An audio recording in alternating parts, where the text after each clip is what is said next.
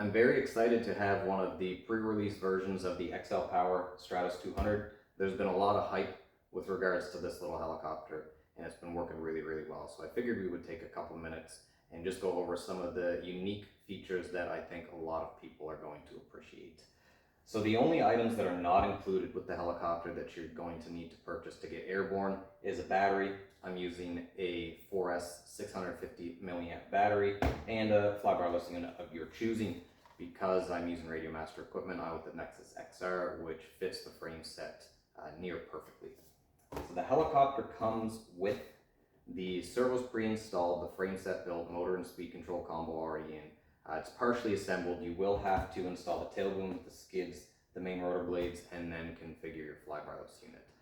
Thankfully, there are a variety of Nexus XR rotor flight files available for you to just dump into your helicopter and then make the final tweaks to suit your needs. So, like I say, I'll show you the helicopter. We'll go over some of the unique features that I certainly appreciate and what you guys can look forward to. All right, so here's the Stratos 200, and a couple of my favorite features on this model are starting with the XT30 connector. I like that XL Power has chosen to use an industry standard connector that comes on most batteries of this size in this class. So that removes one more element of assembly. There's no soldering required in most cases if you're going with a popular brand of battery. This Tattoo battery came, like I say, with the XT30 already installed. The plastic adapter on this model is bolted to a PCB, has traces to the motor speed control combo. So there's no external wiring for you to have to worry about tidying up or fetching up on when you're installing or removing the battery, which is nice and convenient. Obviously removes the parts count for the user. We've got a motor and speed control all in one. This is direct drive, which of course has been popular amongst helicopters this size as of late.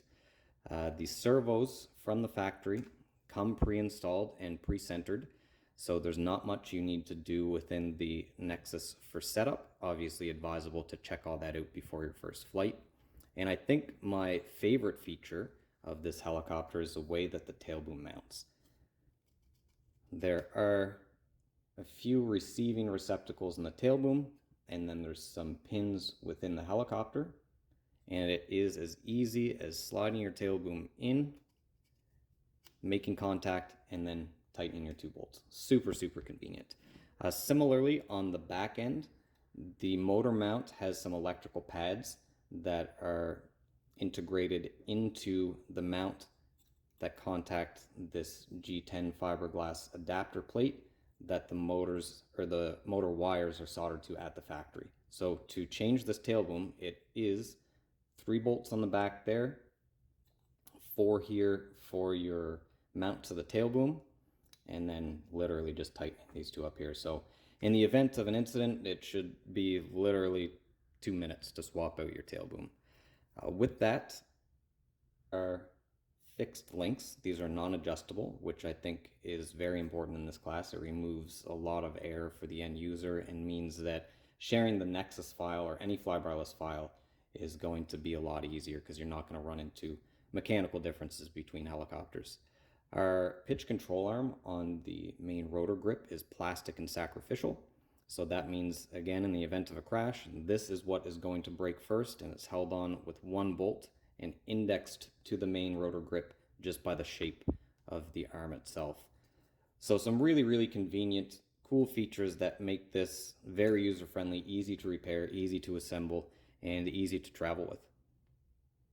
Also worth mentioning is that this model can be configured with either a 3 or 4S battery. Within the frame set, there is a vertical slot that allows you to adjust the battery bar here in the frames up and down. So you'll simply slide your battery in, whether it's a 3 or 4 cell battery, push that bar up tight against the battery, and then tighten the bolts on either side, and it is held in by light friction. So you've got choices.